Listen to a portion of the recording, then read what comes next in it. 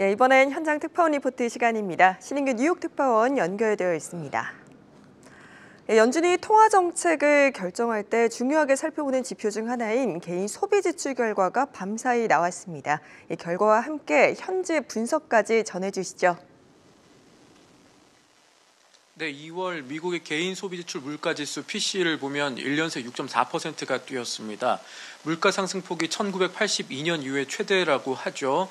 미국의 물가가 몇십 년 만에 가장 큰 폭으로 오르고 있다. 역사적인 인플레이션이다. 이런 말은 최근 몇 달 사이에 많이 들으셨을 겁니다. 그런데 이번에 나온 지표 보면 좀 주목해야 할 부분이 있어 보입니다. 물가는 내리막 없이 가파르게 올라가는 데 비해서 소비 지출 속도는 느려지고 있다는 점입니다. 물론 물가가 오르는 탓에 이 지출 규모 자체는 증가를 했지만요. 예를 들자면 이렇게 생각을 해볼 수가 있을 것 같습니다. 제가 마트에서 장을 볼 때마다 하나에 1달러짜리 사과를 10개씩 사왔었는데 어느 날 사과값이 1.5달러로 오른 겁니다. 그래서 저는 원래 한 번에 10개씩 사던 사과를 이번에는 7개밖에 못 사왔습니다.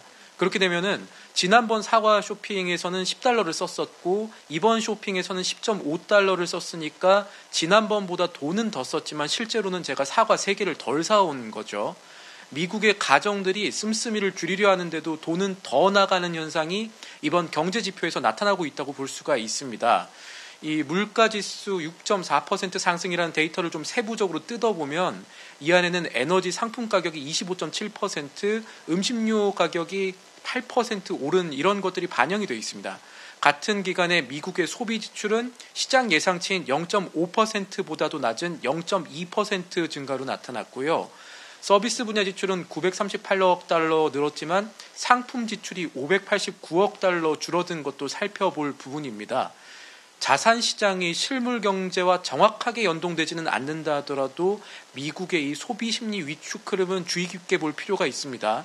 소비 심리 위축이 공급망 안정과 함께 일어나면 인플레이션이 앞으로 좀 둔화될 것이라고 볼 수가 있지만 그렇지 않다면 이 문제는 생각보다 클 수 있다는 지적도 미국에서는 나오고 있습니다. 그리고 이번에 나온 데이터는 2월 말 기준이고 러시아의 우크라이나 침공이 길어지면서 이 3월에는 유가 상승과 같은 공급망 혼란 요인이 조금 더 커졌다는 점도 염두에 두고 경제 흐름을 지켜봐야겠습니다. 네, 신인규 특파원께서 정말 이해하기 쉽게 설명을 풀어서 해주셨는데요. 끝으로 다음 주 우리 투자자분들이 눈여겨봐야 할 일정들 어떤 것들이 있을까요? 다음 주에는 우선 미국의 3월 서비스업 구매관리자 지수 PMI가 나옵니다.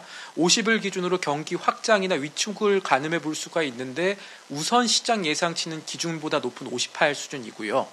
다음 주 수요일 공개될 3월의 FOMC 회의록에서 어떤 내용들이 나오느냐에 따라 또 증시가 출렁일 가능성도 주목해 볼 만합니다.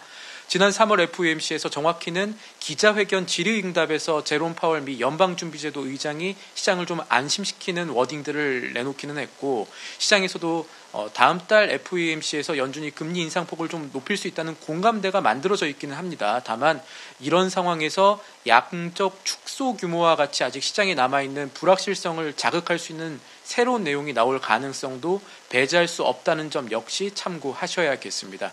지금까지 뉴욕에서 한국경제TV 신인규입니다.